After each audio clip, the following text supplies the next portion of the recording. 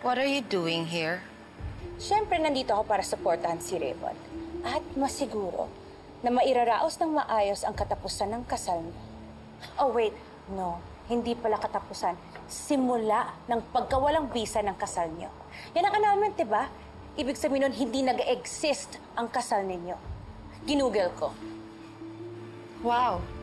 I'm truly enlightened. Sana ginugil mo rin yung illicit affairs. Yung pakikiapid sa may asawa. Ibig sabihin nun, mistress. Hindi ako natatamaan dahil mas nauna ako kay Raymond. Hindi ka ang tunay na mahal. Ako yung pinakasalan. Kahit anong gawin mo, panakip butas ka lang. Hindi ako papatol sa katsipan mo. Bakit hindi? Hindi ka ba cheap?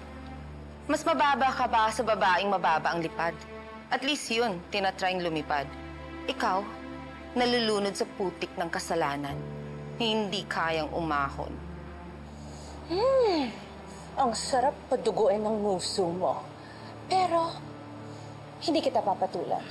Dahil hindi ako pumapatol sa mga talunan. At ikaw yun.